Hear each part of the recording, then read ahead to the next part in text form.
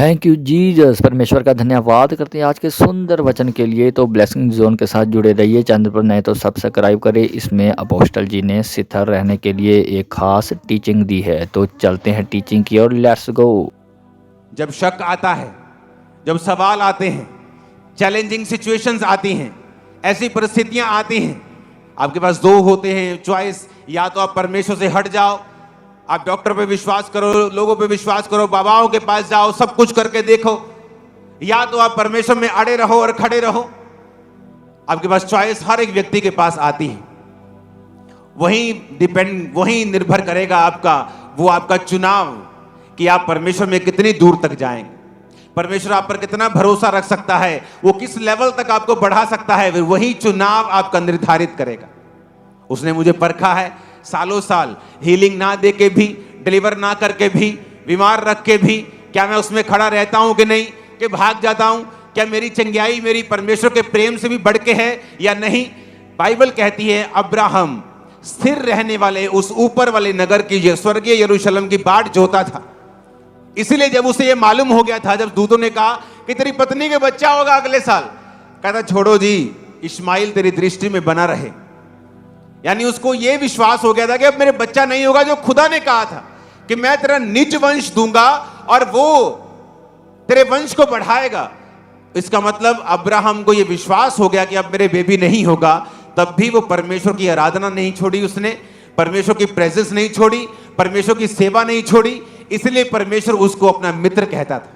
आज मैं गारंटी देता हूं, आज वीजे के लिए आया ना, एक वीजा रिजेक्ट, दो वीजा, तीन, जब 4 वीजे रिजेक्ट हो जाएंगे, परमेश्वर पर शक करने लगता हूं, क्योंकि उसका विश्वास उसकी ब्लेसिंग के ऊपर है। और जब शैतान को मालूम हो जाता है कि इसका विश्वास वीजे के ऊपर है, वो उस वीजे को रोक लेता है, क्योंकि उसे यही जरिया के नजर आता है कि अगर मैंने इसका वीजा रोक लिया तो हो सकता है ये परमेश्वर से हट जाए। और जब शैतान को आपने यकीन दिलवा दिया कि आप किसी चीज को प्रभु से भी ज्यादा प्यार करते हैं, वो उस चीज पे अटैक करने लगता है। वो आपकी सेहत हो, आपका परिवार हो, वो आपका फाइनेंस हो, वो कोई भी चीज हो।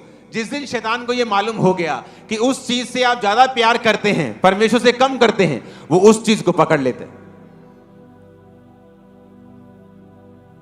मैंने घरों में देखा है, फैमिली मेंबर से परमेश्वर को भी ज्यादा प्यार, प्रभु से भी ज्यादा प्यार करते हुए, वो नाराज ना हो जाए, परमेश्वर से हट गए, और होते होते वो भी इंसान आपकी लाइफ से दूर चला जाता है।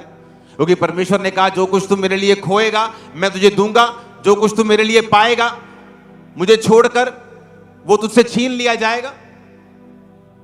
क्या सिंपल बातें भी हमारी समझ में नहीं आती। क्या कहा उसने? मुझसे क्या कर, तीसरी आयत को पढ़ेंगे, मुझसे क्या कर। क्या तुम प्रेयर करते हो? कितने मिनट? परांठों के ऊपर 2 मिनट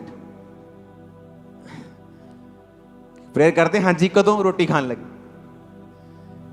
उसने कहा मुझसे क्या कर। भाई साहब, ये फाइट है। क्या है ये? शैतान आपके साथ लड़कर आपकी साल्वेशन, आपकी ब्लेसिंग, जो कुछ प्रभु ने आपके लिए रखा, उसको छीनना चाहता है।